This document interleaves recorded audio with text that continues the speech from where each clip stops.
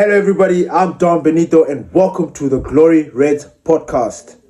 We are going to be talking about the Manchester United versus Leeds match preview. It has been a long time. I think it's almost a month, 3 months. I lie, not 3 months. Like 1 month or 3 weeks, no football whatsoever from Manchester. I think we've reached a point where we are starting to, I don't want to say we're starting to get used to it, but I guess it's for the greater good. Because we suffer now. Next season, European football is back. If we maintain our position that we are in right now, European football will be back. We will be having the headaches that we wish or that we are seeing other teams go through at the moment. And, there was something that I wanted to talk about before I get into the match preview. Because the last time we had a prolonged break with football, when we came back to play, it was sort of like the boys were rusty and it was like we struggled. And I don't know, I think we lost that game or we drew. I'm kind of like forgetting, but there was a feeling of rustiness. Now, we have been out for 3 weeks, almost a month, and I'm not too sure how these boys are going to fit today or how they're going to play today. One thing I will say is that there's no excuses for us. We have to go and get the 3 points. If we want to maintain that position that we have in top 3 or top 4, because the Champions League spots are now 5. Thanks to Arsenal beating Sporting Lisbon in that first leg, the coefficient for England has now allowed that the Premier League will have 5 teams from the Premier League representing in the Champions League. So we are already within, we're in the mix. We're sitting comfortably at 3rd. Aston Villa yesterday failed to beat their opponents so that they can go ahead of us. So we are draw on points. But that doesn't mean that we need to relax. My only concern is that every time we have a prolonged time or prolonged period of not playing football, when we get back, it almost feels like we are rusty. It almost feels like something is wrong. And I remember the last time when that happened, people started to criticize Carrick. They started to say, whoa, why is Carrick reducing the training and like cutting down training? And I thought to myself, I'm like, wait, what?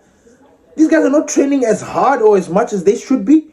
Because when Ruben was there, they were training all the time. Now maybe they can start saying that the trainings were difficult and that's why they were doing this. But we don't play a lot of games. The idea is that you want to implement your philosophy. The more time that you have, the more opportunities you have to perfect it. So that when you come against or train, when you come at the weekend, you just bulldoze because everybody starts to understand the philosophy. Next season, there is not going to be any time for anybody to start implementing the philosophy. We're going straight to the preseason. Preseason, the games start. And when the games start, there is no time. And if we qualify for Europe, we are going to be in contention for 4 trophies again. Champions League, Carabao, FA Cup, Premier League. And also gives us an opportunity now to also try and be in the FIFA Club World Cup. So there is a lot at stake. Now, my only concerns, like I said, is these boys coming back and looking rusty. After having all the time in the world for them to train. When everybody else has been playing and been training. Now, next season, this is where I am a little bit on edge. This season, we have had the most time in the world because we've not been playing a lot of football, which is understandable. But some games we looked a little bit shaky. And then to hear that Carrick has reduced the training time has kind of worried me because it leaves these boys a lot of time for them to be rusty as they're supposed to be. Next season, we're going to be playing in the Champions League. Tuesday, Wednesday, we're going to be playing Carabao, we're going to be playing every other day. There's not going to be any time for these guys to rest. Are they ready for the workload? Are we ready as a club to take on what is coming next season if we are failing to capitalize on the time that we've got right now? I'm not saying that we're going to lose today. No, I'm not even saying that we need to be training. What I'm saying is that if we're not going to utilize the time that we have right now with the training, and obviously with the amount of games that we are not playing, which is an advantage, next season, what excuses are we going to give? Because I'm kind of starting to see, it's like we're almost preparing ourselves to start giving each other, giving ourselves excuses. That, nah, we're back in the Champions League. Nah, I don't want any of that. I don't want any of that. We're supposed to be taking this opportunity right now to perfect, because we're not going back. We're not changing the system again. The system is going to remain. I don't think any of us are in any position to want to change the system. Whether we get a new coach, the system will not change. But we need to start getting into the rhythm of things, because next season it is game time. Do you understand? Champions League is back for us next season, provided, of course, we don't slip up in these last 7 games. Anyway, without further ado, ladies and gentlemen, this is my starting lineup. It is an unchanged starting lineup, and I'll explain why in certain positions, because I know that some players that have come back. Licha is back in training after 2 months out. Balondogu is also back, but I don't know if he starts this game. It's gonna be tricky. Anyway, Lamens at the back, as usual. Our wall, our new David De Gea. Our back four is as follows: Delo, who I say that with a very heavy heart because I don't trust Delo, but I will put him in there because he seems to be the first choice pick.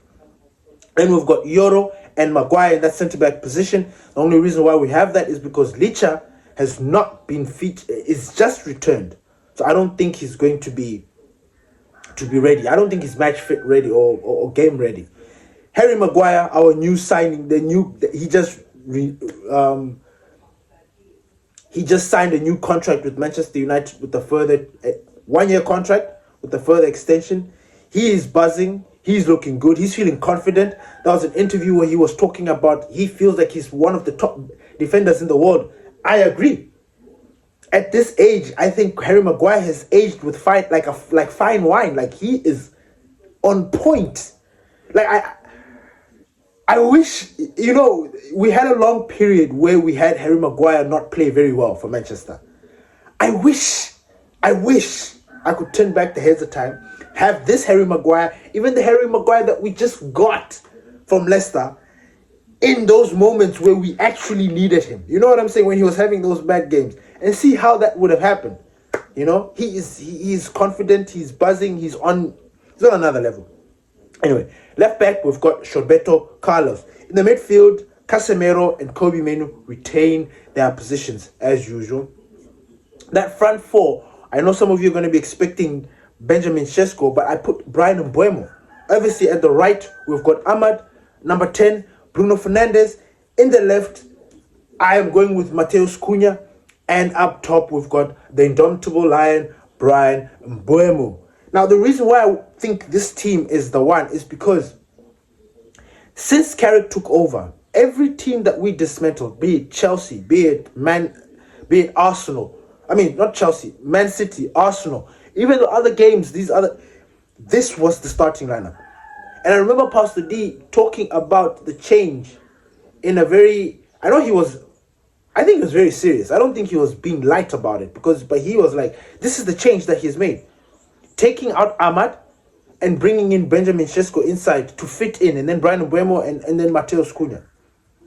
Now, the reason why I like this front four is because they they interchange.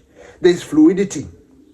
There's this feeling of a threat at all times. because Amadou will find him in the mid, in that number 10 position. Bruno, you can come out to the number 10, or he drops deep. Mbuemo comes in, Cunha interchange. There is that level, there is that feeling, there is that fluidity, that football that just flows.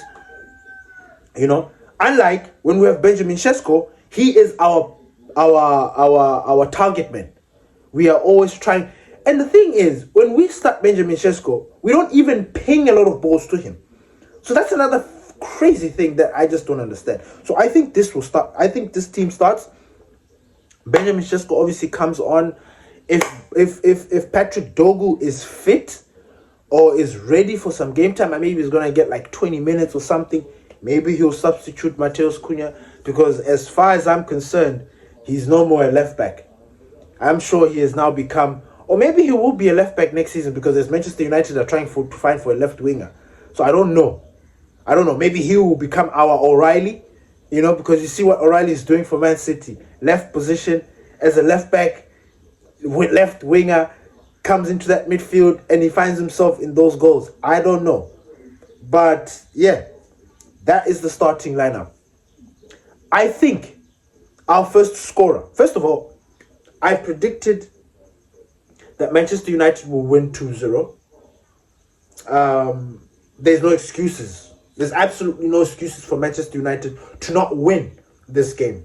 They have had the most holiday. They have had the most time to train, recover, prepare for this game. So there is no excuses for us. We're playing home as well. So there's absolutely no excuses for us to lose this game. None. Yes, we're playing high and flying Leeds, but there's no excuses for us. We drew against them at their home, and that was during Ruben Amorim's time. And if you think about it, I think the Leeds game was the game that kind of sacked him, because we drew and then he threw a tantrum. And not a tantrum. He voiced his opinion. I don't want to say tantrum like he was a petulant child. No. He discussed his dissatisfaction. He later got sacked. That was a draw. In retrospect, if you think about it, if let's say he had stuck with the starting lineup that he had, not the starting lineup, the formation that he had, maybe we would have beat them. I don't know. But at the same time, you look at the way the players played that day, it felt like they didn't want to. So now we're playing home. Country home, take me home. We're playing home. There is absolutely no excuses today. If anything, we need to be smacking these guys like 10. I'm kidding. They're actually a good side. But we need to win this game. Our first scorer, I think, is going to be Bryan Mbeumo. He is due a goal. He has not been in the goals of late. And his holiday or his whatever was stretched with this 3-week break. So I think he is due a goal. He is due to increase his tally. So I think Bryan Mbeumo will be our first scorer. Man of the match, I've picked it to be our Magnifico Bruno Fernandes. I also expect Bruno Fernandes to take over from where he left off. The games that he was playing, the Magnifico, the amazing number 10 that he is. 16 assists at the top of his game. 7 games to go. Will he break the record? We don't know. But if he can just provide at least 2 more assists today, then we know that he's on the way to breaking that. Bruno Fernandes should and will break the assist record. Tell me, what you guys think about the starting lineup? Is there anybody that will start? I know some of you would rather start Benjamin Sesko. I know that because Balondogu's back, some of you are on Balondogu's case. You're like, for me, Patrick Dogu, the jury's still out there. Like, I'm still not convinced about Patrick Dogu, honestly. And I don't mean that in a bad way. I'm not saying that in the sense that, I'm having an agenda. No. I'm still not convinced by Patrick Dogu. Patrick Dogu is a good player. But this thing of him now becoming a winger, and then we're not sure that he's a fullback, it's going to confuse the player. It is. Yeah, he's a baller, he's this, but I still need to see more from him. If I can get consistency on a regular from this player, then maybe I started to be like, you know what, man, you're actually good. But for now, there's a question mark on Patrick Dogo. So tell me what you guys think. Who do you start? Does the low bench Mazraoui start? Who do you have? Who do you? Please leave your comments down below. Peace.